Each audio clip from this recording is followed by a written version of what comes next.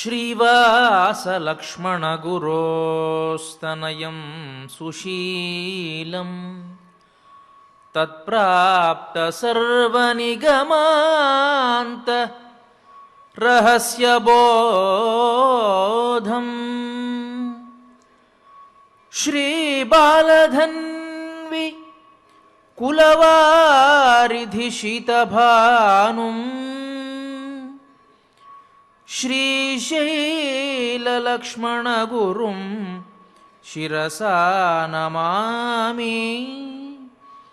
श्रीशैललक्ष्मणगुरुं शिरसा नमामि। नमस्तस्मै वराहाय लीलयोद्धरते महीम् खुरमध्यगतो यस्य मेरुः खणखणायते। ప్రియ భగవద్బంధువులారా, వరాహ భగవానుని అనుగ్రహంతో శ్రీ వెంకటేశ్వరుని పాదార విందాల చెంత మనం శ్రీ వరాహ పురాణ వైశిష్ట్యాన్ని తెలుసుకుంటూ ఉన్నాం. ముందుగా ఈ అవకాశాన్ని మనకు కల్పించినటువంటి శ్రీ వెంకటేశ్వర భక్తి ఛానల్ వారికి నా కృతజ్ఞతలు తెలియజేసుకుంటూ, ఇవాళ సుదినం. ఎందువల్ల అంటే రాముడు అవతరించినటువంటి రోజు. రామో రామో రామ ఇతి ప్రజానాం అభవన్ కథాః రామభూతం జగదభూత్ అని చెప్పి వాల్మీకి భగవానుడు చెప్తాడు. రాముడు ఉండేటువంటి ఆ సమయంలో ఎప్పుడైతే రాముడు వనవాసాన్ని ముగించుకొని అయోధ్యకు వస్తాడు అని ప్రజలకు తెలిసిందో, ఆ రోజు ఆ ప్రజలందరూ కూడాను రాముడి గురించి ఆలోచిస్తూ ఉన్నట్ట, చింతిస్తూ ఉన్నట్ట. ఎల్లప్పుడూ చింతిస్తారు. ఇంకా ఆనందావస్థకు చేరుకున్నారు వారంతా కూడా. ఒక తల్లి అంటుంది తన పిల్లవాడితో, నువ్వు చాలా అదృష్టవంతుడివిరా, రాముడిని చూడబోతూ ఉన్నావు, రాముడు వస్తూ ఉన్నాడు అని అంటుంది. అప్పుడే పుట్టిన పిల్లలను చూసి వాళ్ళు అసూయపడుతూ ఉన్నట్టు. ఎందువల్లంటే ఇంతకాలం రాముని ఎడబాటును మేము అనుభవించాం, ఇప్పుడు ఈ పుట్టినటువంటి పిల్లవాడు ఆ ఎడబాటు లేకుండా చక్కగా రాముడిని చూస్తాడు కదా అని కొంతమంది అసూయపడతారట. ఇట్లా ఆ రామభూతం జగదభూత్, ఈ ప్రపంచం అంతా కూడాను రామమయమైంది అని అంటే రామదాసు గారు అంతా రామమయం, ఈ జగమంతా రామమయం అని కీర్తిస్తారు. మరి అలాంటి రాముడు పుట్టినటువంటి రోజు ఈరోజు శ్రీరామనవమి. కాబట్టి ప్రేక్షకులందరికీ కూడాను శ్రీరామనవమి శుభాకాంక్షలు తెలియజేసుకుంటూ, ఈ శ్రీరామనవమి యొక్క గొప్పతనాన్ని కొంచెంగా మనం పరిచయం చేసుకుని ఇవాల్టి వరాహ పురాణంలోని నవమి వైశిష్ట్యాన్ని తెలుసుకుందాం. శ్రీరాముడు పుట్టినటువంటి తిథి నవమి కాబట్టి శ్రీరామ నవమి అని అంటూ ఉన్నాం. శ్రీరాముడు పుట్టినటువంటి యుగం త్రేతాయుగం. కృష్ణుడు పుట్టింది ద్వాపర యుగం, అంటే త్రేతాయుగం తరువాతి యుగం. కృష్ణుడు పుట్టింది ఏ తిథి రోజు? అష్టమి తిథి రోజు.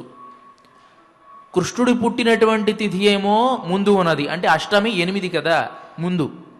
శ్రీరామ నవమి, శ్రీరాముడు 9వ రోజు పుట్టాడు కాబట్టి నవమి అంటున్నాం. ముందు యుగంలో పుట్టినటువంటి రాముడేమో నవమి తిథి రోజు పుట్టాడు. ద్వాపర యుగంలో అంటే తరువాత యుగంలో పుట్టినటువంటి కృష్ణుడేమో 8 తిథి రోజు, అంటే అష్టమి తిథి రోజు పుట్టాడు. ఏమిటండి 8కి 9కి వ్యత్యాసం? ఎందువల్ల అట్లా జన్మించాల్సి వచ్చింది? ఎందుకు? త్రేతాయుగంలో పుట్టినటువంటి రాముడు అష్టమి తిథి రోజున, ద్వాపర యుగంలో పుట్టినటువంటి కృష్ణుడు నవమి తిథి రోజున పుట్టవచ్చు కదా అంటే, దీని గురించి ఒక గొప్ప రహస్యాన్ని పెద్దలు చెప్తారండి. సంఖ్యాశాస్త్రంలో 8కి ఒక రకమైనటువంటి విశిష్టత, 9కి ఒక రకమైనటువంటి విశిష్టత ఉందట.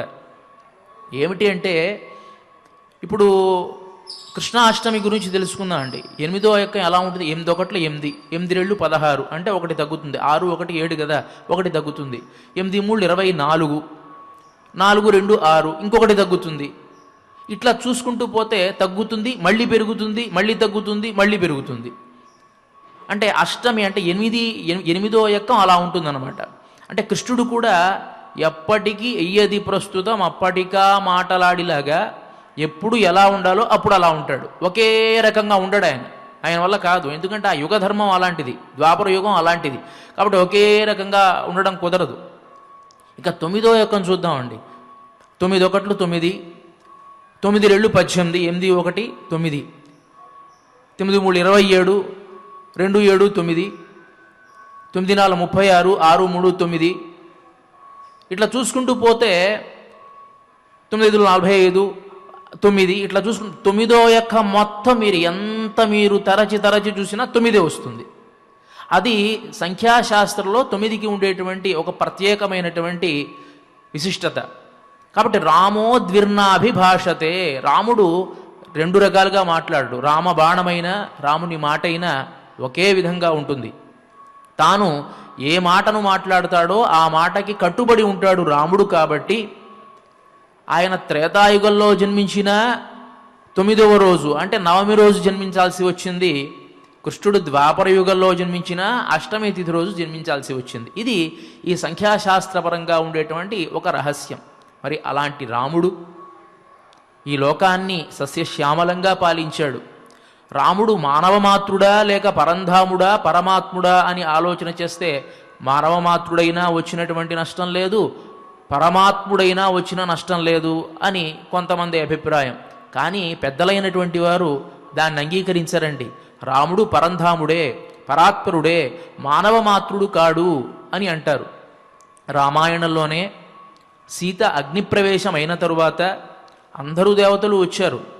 రాముణ్ణి స్తుతిస్తూ ఉన్నారు. ఏమయ్యా, నీవు ఈ లోకాన్ని సృష్టించినటువంటి వాడివి, వరాహమూర్తివి, తర్వాత ఇట్లా మత్స్యావతారాన్ని ధరించినటువంటి వాడివి అని రకరకాలుగా కీర్తిస్తూ పరమాత్మవు అని కీర్తిస్తూ ఉంటే రాముడు అంగీకరించలేదండి. ఆత్మానం మానుషం మన్యే రామం దశరథాత్మజం, నేను కేవలము దశరథ పుత్రుడైనటువంటి రామచంద్రమూర్తిని అని మాత్రమే భావిస్తూ ఉన్నాను తప్ప నాకు వేరే ఉద్దేశం లేదు అంటాడు. అది రాముడి యొక్క ఉద్దేశం. కానీ ఆచార్యులైనటువంటి వారు, నీ ఉద్దేశం ఎవరికి కావాలయ్యా, నీవు చెప్పడానికి బయట అట్లానే చెప్తావు, నీవు పరమాత్మవు, పరంధాముడివి, నీకు అతిమానుష చేష్టితాలు చాలా నీ అవతారంలో చూపించావు. మనిషి అంటే ఎలా ఉంటాడండి, కష్టం వస్తే బాధపడతాడు, సుఖం వస్తే ఆనందపడతాడు. కానీ నువ్వు కష్టం వచ్చినటువంటి సందర్భాలలో కూడాను ధీరోదాత్తుడిగా ఉండి వాటిని జయించావు. కొన్ని సందర్భాల్లో మనుష్యులు చేయలేనటువంటి పనులు నువ్వు చేశావు. కాబట్టి నువ్వు పరమాత్మవే అని చెబుతూ ఎన్నో రకాల ఉదాహరణలు చెప్తారు. దాంట్లో శ్రీవత్సచిన్న మిశ్రుల వారు చమత్కారంగా ఒక ఉదాహరణ చెప్పుకొని మనం పురాణంలోకి ప్రవేశిద్దామండి. రాముడి గురించి ప్రశ్న వేస్తున్నారు. ఏమయ్యా రామ, నువ్వు మానవమాతృడివి అని అంటున్నావు కదా, త్వం దక్షిణస్య నివసన్ ఉదధేస్తటేపి దూరాంతరోత్తరపయోధి మహాంతరీపే దైత్యాన్ నిజైక శరపారణయన్ కిమేతాం లంకాం స్థితోత్ర కురుషే కిల నస్మభస్మ అని అంటాడు. రామచంద్రమూర్తి లంకా నగరానికి ప్రవేశిద్దాం అని చెప్పి లంకకు వెళదాం యుద్ధం చేయడానికి అని వానర సైన్యాన్ని అంతటినీ వెంటబెట్టుకొని బయలుదేరి వెళుతూ ఉన్నాడు. ఎన్నో రకాల వనాలు వచ్చాయి, ఎన్నో రకాల తటాకాలు వచ్చాయి, ఎన్నో పర్వతాలు వచ్చాయి. అన్నీ దాటి దాటి దాటి దాటి వెళ్ళారు. సముద్రం అడ్డంగా వచ్చింది. ఎట్లా వెళ్తారండి, సముద్రం దాటాలి అంటే ఎట్లా దాటగలరు? ఇంత సైన్యం అంతా దాటాలి అంటే పడవల్లో వెళ్ళాలంటే కుదురుతుందా? వీళ్ళు వస్తున్నారు అని గనక తెలిస్తే వాళ్ళంతా ఇంకా సన్నద్ధంగా ఉండరు. లంకలో ఉండేటువంటి సైన్యం అంతా ముందు నుంచే యుద్ధం చేస్తారు. కాబట్టి ఎట్లా బయలుదేరి వెళ్ళాలి లంకకి అని ఆలోచించారు. సముద్రుని యాచన చేసి లంకకు వెళదాం అని రామచంద్రమూర్తి నిర్ణయం తీసుకున్నాడు. సముద్రుడు దారిస్తాడు అని తన మనస్సులో సంకల్పం చేసి 2 రోజులు ఉపవాస దీక్షలో ఉన్నాడు. సముద్రుడు కనీసం కనికరం కూడా చూపించలేదు. ఓపిక సన్నగిల్లుతుంది రామచంద్రమూర్తికి. కోపం వచ్చింది. లక్ష్మణ, నువ్వు ధనస్సును తీసుకురా, సముద్రం శోషయిష్యామి పద్భ్యామ్యాతి ప్లవంగమాహ అన్నాడు. సముద్రాన్ని ఎండింపజేద్దాం ఒక బాణంతో, మనమంతా నడిచే వెళ్ళొచ్చయ్యా అన్నాడు. ఎంత ధైర్యమో చూడండి. సరే, లక్ష్మణుడు ధనుస్సును తీసుకుని వచ్చాడు, శరాన్ని సంధించాడు రామచంద్రమూర్తి. హుటాహుటిన సముద్రుడు భయంతో వణికిపోతూ వచ్చాడు, పాదాల మీద పడ్డాడు. అయ్యా అయ్యా రామచంద్ర, కోపం తగ్గించుకో, నన్ను కాపాడు అని. ఇప్పుడు రామచంద్రమూర్తి ఎక్కుపెట్టినటువంటి బాణం ఎక్కడ విడిచిపెట్టాలి? ప్రతి విద్యకి ఒక ధర్మం ఉంటుంది, ఒక గౌరవం ఉంటుంది. ఆ ధనస్సుకి ఒక గౌరవం ఉంది, బాణాన్ని ఎక్కువ పెట్టాడు, బాణం ఎక్కడ విడిచిపెట్టాలి? ఇంతకు ముందే గనక వచ్చుంటే బాగుండేది కదా సముద్ర, ఇంత దూరం వచ్చిన తర్వాత వచ్చేది, ఇప్పుడు ఈ బాణాన్ని ఎక్కడ విడిచిపెట్టమంటావు అని అంటే సముద్రుడు అంటాడు కదా, వీళ్ళు ఉండేటువంటి దక్షిణ తటంలో ఉన్నారు, దక్షిణం వైపు ఒడ్డునున్నారు. అటువైపు ఉత్తరం వైపున ఒక ఒడ్డు ఉంది, అక్కడ ఒక చిన్న ద్వీపం ఉంది. ఆ ద్వీపంలో అనేక మంది రాక్షసులు నా సముద్ర జలాల్ని అంతటినీ కూడా కలుషితం చేస్తూ నన్ను బాధ పెడుతున్నారు రామచంద్ర, కాబట్టి ఈ బాణాన్ని వారి మీదికి సంధించు అన్నాడు. రామచంద్రమూర్తి ఆ విధంగానే సంధించాడు. అక్కడ అసుర సంహారం జరిగింది, బాగానే ఉంది. ఇప్పుడు శ్రీవత్స చిన్నమిశ్రులకు ఒక అనుమానం కలిగింది. రామచంద్ర, చాలా తెలివిగలవాడివే, నువ్వు మనుష్యుడివే కదా, ఇప్పుడు నేను ఒక ప్రశ్న వేస్తా, దానికి సమాధానం చెప్పు. నువ్వు దక్షిణం ఒడ్డున ఉండి బాణాన్ని ఉత్తరం వైపున ఒడ్డున ఉండేటువంటి రాక్షసుల్ని సంహరించడానికి ప్రయోగించి వాళ్ళని సంహరిస్తావు. ఆ ద్వీపంలో ఉండేటువంటి రాక్షసులందరూ కూడా నీ ఒక్క శరఘాతానికే చనిపోయారు అందరూ కూడా. సముద్రానికి ఆనకట్ట వేయాలా? ఏమవసరం? ఒక బాణాన్ని ప్రయోగించి సముద్రం మధ్యన ఉండేటువంటి లంకలో ఉండేటువంటి రాక్షస సంహారం చేయలేవా నువ్వు? త్వం దక్షిణస్య నివసన్ ఉదధేస్తటేపి దూరాంతరోత్తరపయోధి మహాంతరీపే దైత్యా నిజైక శరపారణయన్ కిమేతాం లంకాం స్థితోత్ర కురుషే కిరణస్మ భస్మయే. ఇక్కడ ఉండేసేసి లంకానగరంలో ఉండేటువంటి రాక్షస సంహారం చేయలేవా? అది అంటే నీవు నాటకం ఆడుతూ ఉన్నావు, నీవు పరంధాముడివే, కానీ నీ లీలామానుష చేష్టితాలన్నీ కూడా చూపించాలి అనేటువంటి ఉద్దేశంతోనే నీవు మానమాతృడిగా జన్మించావయ్యా అని చెప్పి శ్రీవత్స ఎన్నో రకాల రహస్యాలండి, ఇలా ఎన్నో రకాల అద్భుతాలు ఆయన మానవ మాతృలు చేయనేటువంటి అద్భుతాలన్నీ కూడా అక్కడ ఆవిష్కరింపజేస్తారు శ్రీవత్స చిన్నమిశ్రులు. మరి అలాంటి ఆ పరంధాముడు రామచంద్రుడు పుట్టినటువంటి ఈ జన్మదినం రోజున ఆయన్ని స్మరించుకుంటూ మనం పురాణంలో 28వ అధ్యాయంలో నవమి యొక్క ప్రాధాన్యాన్ని చెప్పారు వరాహమూర్తి, దాన్ని తెలుసుకుందాం. దుర్గాదేవి యొక్క ఆవిర్భావాన్ని ఈ అధ్యాయంలో తెలియజేస్తున్నారు వరాహ భగవానుడు. కథం మాయా సముత్పన్న దుర్గా కాత్యాయనీ శుభ ఆదిక్షేత్రే స్థితా సూక్ష్మ పృథగ్మూర్త వ్యజాయత. దుర్గాదేవి యొక్క ఆవిర్భావం ఎలా జరిగింది అని ప్రశ్న వేస్తే దానికి చెప్తున్నారు కదా, ఆసీద్రాజా పురారాజన్ సింధుద్వీప ప్రతాపవాన్ వరుణాంశో మహారాజ సోరణ్యే తపసి స్థిత. ఆసీద్రాజ సింధుద్వీపుడు అనేటువంటి ఒకానొక మహారాజు తీవ్రమైనటువంటి తపస్సు చేస్తున్నాడు. ఆ రాజు వరుణాంశలో పుట్టినటువంటి వాడు, తీవ్రమైనటువంటి తపస్సు చేస్తున్నాడు. దేనికోసం చేస్తూ ఉన్నాడు అంటే ఇంద్రుణ్ణి సంహరించగలిగినటువంటి పుత్రుడు తనకు కావాలి అని చెప్పి ఆయన తపస్సు చేస్తున్నాడు. ఎందుకండి? ఒకరి గురించి మనం తపస్సు చేస్తున్నా అంటే, ఒకరి గురించి చెడ్డగా ఆలోచిస్తున్నాం అంటే వారికి మనకి ఏదో శత్రుత్వం ముందు ఉండి తీరాలి కదా. అలాంటి శత్రుత్వం ఈ సింధుద్వీపుడు అనేటువంటి వాడికి ఎందుకుంది అంటే, పూర్వజన్మలో ఆయన త్వష్ట అనేటువంటి వాని యొక్క కుమారుడు. వేదంలో కూడా ఈ ఇతివృత్తం వస్తుంది. విశ్వరూపో వై త్వాష్ట్ర పురోహితో దేవానామాసీత్ అని చెప్పి, దేవతలందరికీ కూడాను విశ్వరూపుడు అనేటువంటి ఒక పురోహితుడు ఉన్నాడు. తస్య త్రీణి శీర్షాణ్యాసన్, అతనికి 3 శిరస్సులు ఉండేవిట. ఒక్క శిరస్సుతో సోమపానం, ఒక శిరస్సుతో సురాపానం, ఒక శిరస్సుతో అన్నపానం చేస్తూ ఉంటాడు ఆ విశ్వరూపుడు. అతను దేవతలందరికీ కూడాను పురోహితుడు, త్వష్టా ప్రజాపతి యొక్క కుమారుడు. ఇట్లా ఉండేటువంటి సందర్భంలో ఈ విశ్వరూపుడు అనేటువంటి అతను దానవులకు అనుకూలంగా ఉంటూ ఉండేటువంటి సందర్భాన్ని చూసినటువంటి ఇంద్రుడు అతన్ని సంహరించాడు. అతనిని సంహరించడం వల్ల అతను ఇప్పుడు సింధుద్వీపుడిగా అవతరించాడు. చూడండి, పూర్వజన్మ వృత్తాంతాన్ని తెలుసుకుని పగా ప్రతీకారాలు పెంచుకోవడం. పురాణాలలో ఎన్నో రకాల ఇతివృత్తాల ద్వారా మనకి ఎన్నో రకాల నీతులు తెలియజేస్తారు పెద్దలు. మనం అనుకుంటూ ఉంటాం, నాకంటే అధమ స్థాయిలో ఉన్నటువంటి వాడు, ఏమీ చదువుకోనటువంటి వాడు ఉన్నతంగా ఉన్నాడు, నేనేమో ఇట్లా ఉన్నాను అని ఒకడు అనుకుంటాడు. ఒకడు నేను నిజాయితీగా ఉన్నాను కదా, అన్యాయం చేసేటువంటి వాడేమో అక్రమంగా ఆస్తులు సంపాదిస్తూ ఉన్నాడు, నిజాయితీగా ఉన్నటువంటి నేనేమో ఇంత కష్టపడుతూ ఉండాలా, భగవంతుడు ఉన్నాడా అని అనుకుంటూ ఉన్నాం. అంటే ఇక్కడ మనం గమనించాల్సినటువంటి విషయం, పూర్వజన్మ కర్మ అనేటువంటిది ఒకటి ఉంటుంది, ప్రారంధం అనేటువంటిది ఒకటి ఉంటుంది. దాని ద్వారా మనం ఇక్కడ అనుభవించడానికి వచ్చాం అనే విషయాన్ని మనం గమనించాలి. రెండు బీజాలను తీసుకుని వెళ్ళి మనం ఒక క్షేత్రంలో సరిగ్గా ఎండబడేటువంటి చోట కనుక మనం పాతి పెడితే ఒక బీజం బాగా ఎదగవచ్చు, ఒక బీజం పెద్దగా ఎదగలేకపోవచ్చు. ఏమిటండి కారణం? రెండు బీజాలే కదా, సరి అయినటువంటి ఒకే క్షేత్రంలో నాటాం కదా, ఎందువల్ల పెరగలేదు అంటే కొంతమంది ఏం చెప్తారు, బీజంలో లోపం అండి, దాంట్లో సరి అయిన దాంట్లో బీజభూతమైనటువంటి దానికి కారణాలు సరిగ్గా లేవండి, ఇది మంచి విత్తనం అండి అని అంటారు. అంటే ఏ విధంగా మనం ఒక వైజ్ఞానిక శాస్త్రం ద్వారా తెలుస్తూ ఉన్నామో, ఈ శాస్త్రాలన్నీ ఎక్కడైతే సమాధానం చెప్పలేకుండా ఆగిపోతాయో అక్కడే కర్మ సిద్ధాంతం బయలుదేరుతుంది. కొన్ని ప్రశ్నలకు సమాధానం చెప్పలేనటువంటి సందర్భంలోనే వేదాంతం దానికి సమాధానాలు ఆవిష్కరింపజేస్తూ ఉంటుంది.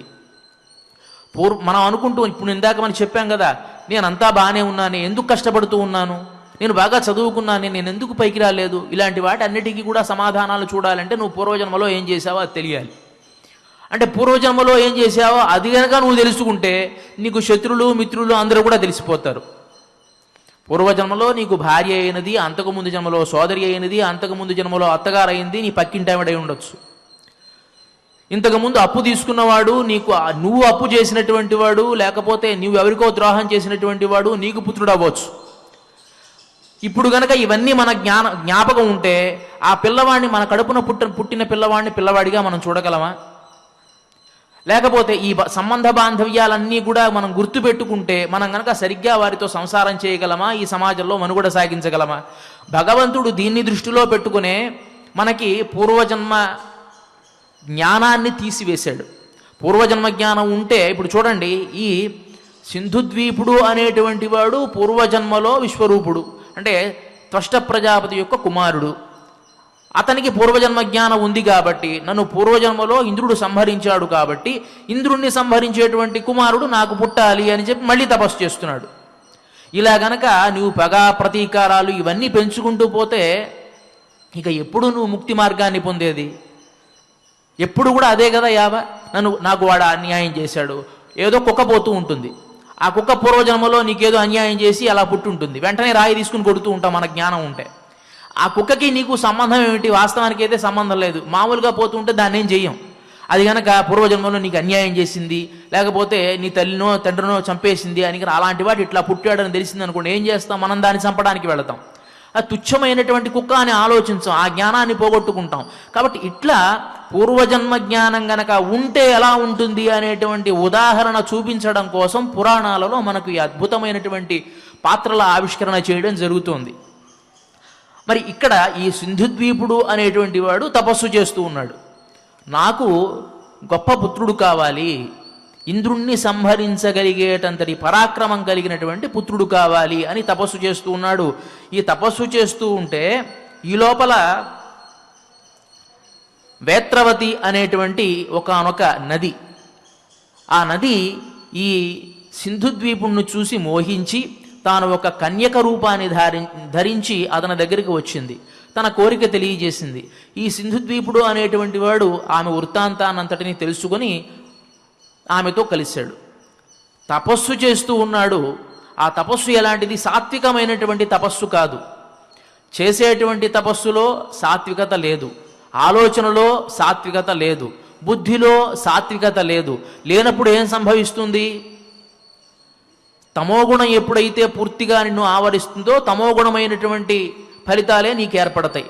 ఈ వేత్రవతి అనేటువంటి ఆమెను ఎప్పుడైతే కలిశాడో ఇతనికి ఒక అసురుడు పుట్టాడు, వేత్రాసురుడు అని అతని పేరు. ఎందుకంటే ఈ వేత్రవతికి జన్మించినటువంటి కుమారుడు కాబట్టి వేత్రాసురుడు అని అతని యొక్క నామధేయం.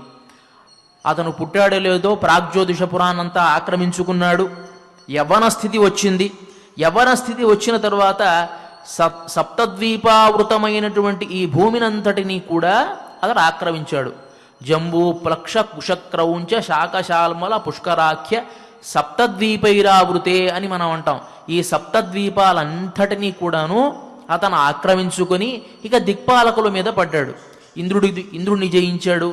జయించగానే ఇంద్రుడు ఏం చేస్తాడు, వెంటనే అగ్ని దగ్గరికి వెళ్ళాడు. మళ్ళీ అగ్నిని జయించాడు. అంటే ఎంత కోపమో చూడండి. అంటే ఇంద్రుణ్ణి ఏ విధంగా అయినా సరే బయటికి వెళ్ళగొట్టాలి, ఉండకూడదు అనేటువంటి కోపంతో ఇంద్రుడిని వెళ్ళగొట్టాడు. ఇంద్రుడు పాపం అగ్ని దగ్గరికి వెళితే అగ్నిని కూడా వెళ్ళగొట్టాడు. అగ్నిని వచ్చి వరుణుడి దగ్గరికి వెళితే వరుణుడిని వెళ్ళగొట్టాడు. తర్వాత వాయువుని వెళ్ళగొట్టాడు. తర్వాత కుబేరుణ్ణి వెళ్ళగొట్టాడు. ఇట్లా అష్టదిక్పాలకులంతటినీ కూడా వెళ్ళగొడుతూ ఉంటే ఇక చిట్ట చివరికి రుద్రుడి దగ్గరికి వచ్చారు అందరూ కూడా. ఈశానుడు కదా చివర ఉండేటువంటి దిక్పాలకుడు, అతన్ని ఆశ్రయిద్దామని చెప్పి అతని దగ్గరికి వచ్చారు. రాగానే రుద్రుడు ఆలోచించాడు, శివుడు ఆలోచించాడు, ఇతన్ని సంహరించడం సబబా, ఇతన్ని నేను సంహరించాల్సిన కార్యం ఏదైనా ఉన్నదా అంటే కాదు. ఇతను నేను సంహరించడానికి ఏర్పడినటువంటి వాడు కాడు.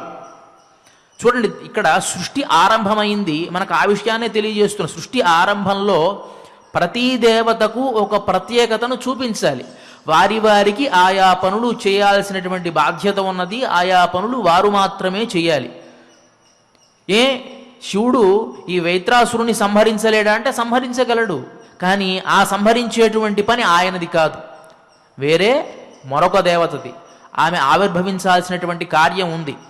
కార్యానికి కారణానికి ఒక సంబంధం ఉంటుంది. కాబట్టి ఇది నాకు సంబంధించినటువంటిది కాదు, మనం అందరం కూడా బ్రహ్మ దగ్గరికి వెళదాం, బ్రహ్మను ప్రార్థన చేద్దాం అని చెప్పి అందరూ కూడా బ్రహ్మ దగ్గరికి వెళ్ళి ప్రార్థన చేస్తూ ఉన్నారు. ఈ లోపల ఈ బ్రహ్మ ఏమి చేస్తున్నాడు అంటే స్వామి యొక్క పాదార విందాలలో ఉద్భవించినటువంటి ఒక తీర్థంలో ఆకాశాన్ని ఏర్పాటు చేసుకొని, అంటే ఒక ఖాళీ ప్రదేశాన్ని ఏర్పాటు చేసుకొని తాను ఆ లోపలికి ప్రవేశించి బ్రహ్మ ఆ పరమాత్మకు సంబంధించినటువంటి ఆ గాయత్రి ఛందస్సును మననం చేస్తూ ఉన్నట్ట. అంటే ఈ సృష్టినంతటినీ తాను చేసి తాను కూడా వెళ్ళి ఆ తపోసమాధిలో నిమగ్నుడై ఉన్నాడు. దేవతలందరూ శివుణ్ణి ముందు పెట్టుకొని ప్రార్థించడానికి వచ్చారు. వచ్చి ప్రార్థిస్తూ ఉంటే లోపల ఉండేటువంటి బ్రహ్మ దీన్ని పట్టించుకోవడల్లా, చతుర్ముఖ బ్రహ్మ. వారందరూ గగ్గోలు పెడుతూ ఉన్నారు. త్రాహి ప్రజాపతే సర్వాన్ దేవాన్ ఋషివరానపి అసురాద్భయమాపన్నాన్ త్రాహి త్రాహీత్యచోదయత్. ఏమయ్యా బ్రహ్మ, మమ్మల్ని అందరినీ కాపాడవయ్యా, ఋషులు అందరం కూడా ఉన్నాం, మమ్మల్ని కాపాడాల్సింది అని ప్రాధేయపడుతూ ఉంటే బ్రహ్మ దీన్నంతటినీ పట్టించుకునేటువంటి స్థితిలో లేడు. ఆయన అనుకున్నాడు కదా, లీలామానుష విగ్రహుడైనటువంటి ఆ పరమాత్మ యొక్క మాయ ఇదంతా. నేను ఆయన్ని అనుసంధానం చేస్తున్నాను, ఆయన తలచుకుంటున్నాను అని ఎప్పుడైతే తెలిసిందో ఆ తపోసమాధిని పోగొట్టడానికి ఆయన ఈ మాయనంతా ఏర్పాటు చేశాడు. ఓ జగన్నాటక సూత్రధారి, నీ లీలలు నాకు తెలియవా, ఇట్లా నీవు చేస్తే ఎట్లా అయ్యా అని మనసులో సంకల్పం చేసుకుంటూ అట్లానే ఉన్నాడు ఆయన. ఈ లోపల ఏం జరిగిందయ్యా అంటే తాను తపస్సు చేసేటువంటి ఆ జలం నుంచి ఒక దేవత ఉద్భవించింది. ఆ దేవత శ్వేతవస్త్రాలు ధరించి, అనేకమైనటువంటి మాలికలు ధరించి, జాజ్వల్యమానంగా ప్రకాశించేటువంటి ముఖార విందాన్ని కలిగి, అనేకమైనటువంటి ఆయుధాలు ధరించి ఒక సింహవాహనారూఢి అయి బయలుదేరి బయటికి వచ్చింది. శుక్లాంబరధరా కన్యా సత్కిరీటోజ్వలానన అష్టభిః బాహుభిః యుక్త దివ్య ప్రహరణోద్యత చక్రం శంఖం గదాం పాశం ఖడ్గం ఘంటాం తథా ధను ధారయంతి తథా చాన్యాన్ బద్ధతూణ జలాద్బహిః. ఎప్పుడైతే బ్రహ్మ పరమాత్మను ఆరాధన చేస్తూ ఉన్నాడో మానసికంగా, తన సంకల్పం లేకుండానే ఆ జలాల నుంచి ఒక దేవత ఉద్భవించింది. ఇక్కడ మనం గమనించాల్సినటువంటి విషయం ఏమిటంటే భగవానుడు చెప్తాడు, మత్కర్మ కృత పుంసానాం కర్మలోపో భవేద్యది తేషామర్థే కరిష్యంతి తిస్రః కోట్యో మహర్షయః అని. ఎవరైతే తనను మాత్రమే ఆరాధన చేస్తూ ఆ ఆరాధనలో నిమగ్నులవుతారో వారు చేయాల్సినటువంటి కర్మలో ఏదైనా లోపం ఏర్పడితే ఆ కర్మ నిర్వర్తించడానికి తిస్రః కోట్యో మహర్షయః 3 కోట్ల మంది దేవతలు ఉంటారట. అంటే దీనికి ఉదాహరణగా చెప్తారు, కొన్ని దేవాలయాల్లో కానీ లేకపోతే కొన్ని యజ్ఞయాగాది క్రతువులు చేసేటప్పుడు కానీ సరి అయినటువంటి సమయానికి సంధ్యావందనాదులు అర్ఘ్యప్రదానాలు చేయలేం. ఆ చేయలేనటువంటి సందర్భంలో 3 కోట్ల మంది దేవతలు మనం నిర్వర్తించాల్సినటువంటి ఆ కర్మను వారు నిర్వర్తించేస్తారు. అందువల్లే మనం అర్ఘ్యప్రదానం ఇచ్చేటప్పుడు కూడాను ప్రాయశ్చిత్తార్థం అర్ఘ్యప్రదానం, మనం ఆ ప్రాయశ్చిత్తం కోసం అర్ఘ్యప్రదానాన్ని ఇస్తామన్నమాట.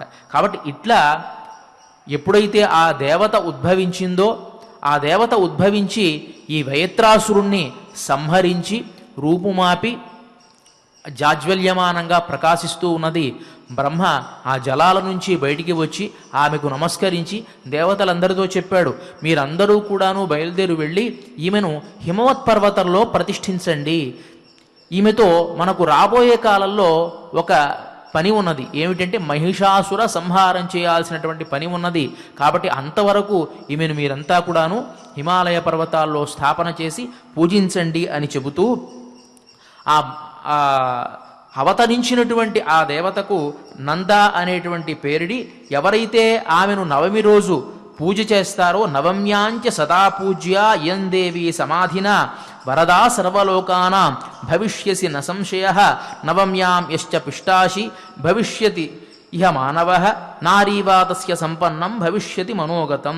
ఎవరైతే నవమి రోజున ఈ దేవతను పూజిస్తారో, మగవాడు కానీ ఆడవారు కానీ ఎవరైనా సరే పిండి వంటలతో ఈమెను అర్చిస్తారో వారు తమ మనస్సులో అనుకున్నటువంటి కామ్యాలు వారు పొందుతారు. కాబట్టి ఈ నవమి తిథి ఈ దేవతకు సంబంధించినది అని చెప్పి దుర్గాదేవిని కీర్తించారు బ్రహ్మ. కాబట్టి ఆ నవమి తిథి ఇంత పవిత్రమైనటువంటి తిథి. ఈ శ్రీరామ నవమి రోజున మనం ఆ దేవతను మనస్సులో ధ్యానం చేస్తూ ఇవాళ చెప్పుకున్నటువంటి ఈ పురాణ శ్లోకాలను ఒక్కసారి పఠిద్దాం. నేను ముందుగా ఉచ్చారణ చేస్తాను, తర్వాత నాతో పాటు మీరందరూ కూడా ఉచ్చారణ చేయండి. కథం మాయా సముత్పన్నా దుర్గా కాత్యాయనీ శుభా ఆదిక్షేత్రే స్థితా సూక్ష్మా పృథంమూర్తా యజాయత ఆసీద్రాజా పురారాజన్ సింధుద్వీపః ప్రతాపవాన్ వరుణాంశో మహారాజా సోరణ్యే తపసి స్థితః పుత్రో మే శక్రనాశాయ భవేదితి నరాధిపః ఏవం కృతమతిః సోథ మహతా తపసా స్వకం కాలే వరం స్థితో భూత్వా శోషయామాస సువ్రత నవమ్యాంచ సదా పూజ్య యం దేవీ సమాధినా వరదా సర్వలోకానాం భవిష్యతి న సంశయః నవమ్యాం యశ్చ పిష్టాశీ భవిష్యతి హి మానవః నారీవ తస్య సంపన్నం భవిష్యతి మనోగతం యశ్చ సాయం తథా ప్రాతః ఇదం స్తోత్రం పఠిష్యతి త్వయేరితం మహాదేవ తస్య దేవ్యాః సమం భవాన్ వరదో దేవ సర్వాసు ఆపత్సు అప్యుద్ధర స్వయం. ఈ స్తోత్రాన్ని ఎవరైతే ప్రాతము సాయంకాలము పఠన చేస్తారో వారందరికీ కూడా సకల శుభాలు పొందుతాయని చెబుతూ ఇవాళ శ్రీరామనవమి సందర్భంగా సుప్రతీకుడు మనకందరికీ అందించినటువంటి శ్రీరామ స్తోత్రాన్ని మనం పఠనం చేసుకుంటూ ఉన్నాం. మరి ఆ రామచంద్రమూర్తిని, ఆ రామచంద్రమూర్తి యొక్క పాదార విందాలను మనస్సులో ధ్యానం చేస్తూ ఒక్కసారి అందరూ కూడాను ప్రసార మాధ్యమాల ద్వారా చూసేటువంటి వారందరూ కూడా తమ మనస్సులో ఆ రామచంద్రమూర్తిని ధ్యానం చేస్తూ నేను ఉచ్చరించేటువంటి ఈ స్తోత్రాన్ని పారాయణ చేయండి, సకల శుభాలు పొందండి. నమామి రామం నరనాథమచ్యుతం కవిం పురాణం త్రిదశారినాశనం శివస్వరూపం ప్రభవం మహేశ్వరం సదా ప్రపన్నార్తిహరం ధృతశ్రియం భవాన్ సదా దేవ సమస్త తేజసాం కరోషి తేజాంసి సమస్త రూపధృక్ శితౌ భవాన్ పంచగుణస్తథా జలే చతుః ప్రకారః వివిధోऽథ తేజసి విధాథ వాయౌ ప్రియతి ప్రతిష్ఠితో భవాన్ హరే శబ్దవపుః పుమానపి భవాన్ శశీ సూర్యహుతాశనోపి త్వయి ప్రలీనం జగదేతదచ్యుత భవత్ప్రతిష్ఠితం రమతే జగద్యతః స్తుతోపి రామేతి జగత్ప్రతిష్ఠితం భవార్ణవే దుఃఖతరోర్మి సంకులే తథా క్షమానగ్రహణే అతిభీషణే నమజ్జతి త్వత్ స్మరణ ప్లవః నరస్మృతోపి రామేతి తథా తపోవనే వేదేషు నష్టేషు భవాంస్తథా హరే కరోషి మాత్స్యం వపురాత్మనః సదా యుగక్షయే రంజిత సర్వదింముఖః భవాంస్తథాగ్నిః బహురూపధృగ్విభో ఊర్మ్యం తథా తే వపురాస్థితః సదా యుగే యుగే మాధవతోయమంథనే అచాన్యదస్तीति భవత్సమం క్వచిత్ జనార్దనాత్ యః స్వయంభూతముత్తమం భూతముత్తమం త్వయా తతం విశ్వమిదం మహాత్మవాన్ స్వకాఖిలాన్ వేదదిశశ్చ సర్వాః కథం త్వమాద్యం పరమంతు ధామ విహాయ చ అన్యం శరణం వ్రజామి భవానేకః పూర్వమాసీత్ తతశ్చ త్వత్తః మహీసలిలం వహ్నిరుచ్చైః వాయుస్తథా పంచమనోపి బుద్ధిః ఏతో గుణాః త్వత్ప్రభవం చ సర్వం త్వయా తతం విశ్వమిదం సమస్తం సనాతనస్త్వం పురుషో మతో మే సమస్త విశ్వేశ్వర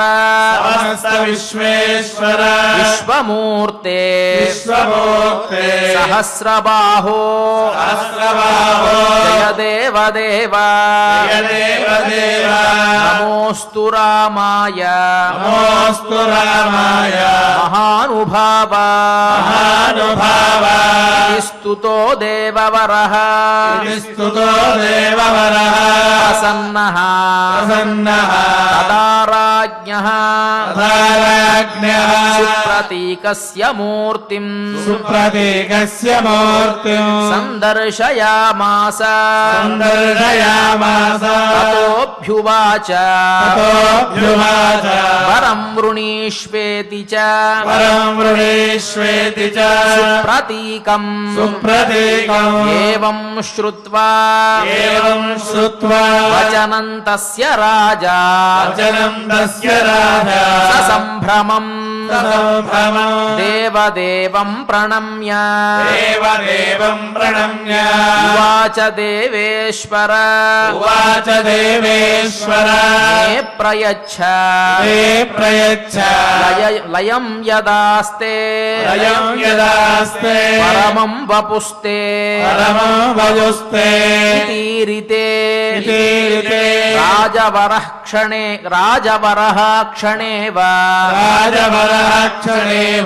లయం తథాగాత్ అసురఘ్నమూర్తౌ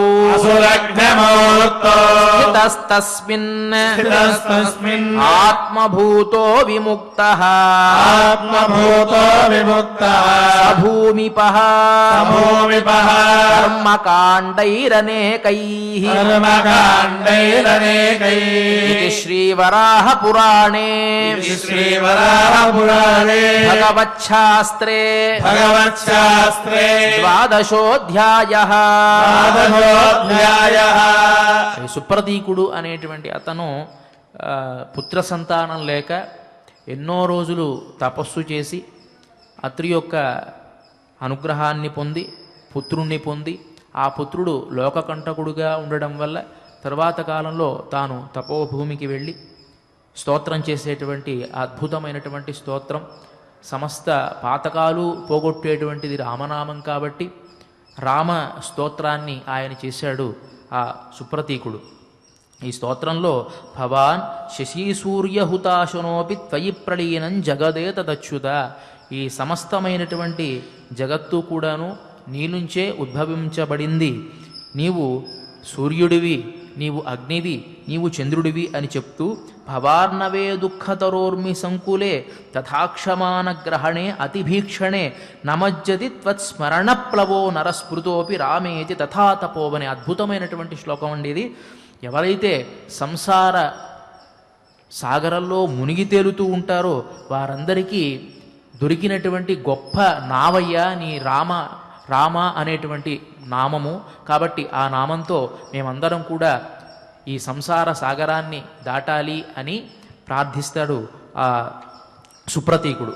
ఇక ఇవాల్టి ఈ పారాయణ, ఈ పురాణ ఫలితాన్నంతటినీ కూడా మనం ఆ శ్రీ వెంకటేశ్వరుని పాదారవిందాల చెంత క్షమాప్రార్థన ద్వారా మంగళం వరకు ప్రార్థన చేసి ఆయన పాదారవిందాలకు అర్పణ చేద్దాం. క్షమాప్రార్థన దగ్గర నుంచి మంగళం వరకు మనమందరం కలిసి పారాయణ చేద్దాం. అధ క్షమా ప్రార్థన నిరక్షరపదభ్రష్టం మాత్రాహీనం యద్భవేత్ తత్సర్వం క్షమ్యతాం దేవ నారాయణ నమోస్తుతే. అథ భగవత్సమర్పణం కాయేన వాచా మనసేంద్రియైర్వా బుద్ధ్యాత్మనా వా ప్రకృతే స్వభావాత్ కరోమి యద్యత్ సకలం పరస్మై నారాయణాయేతి సమర్పయామి. అథ మంగళం శ్రియః కాంతాయ కళ్యాణ నిధయే నిధయేర్థినాం శ్రీవేంకట నివాసాయ శ్రీనివాసాయ మంగళం.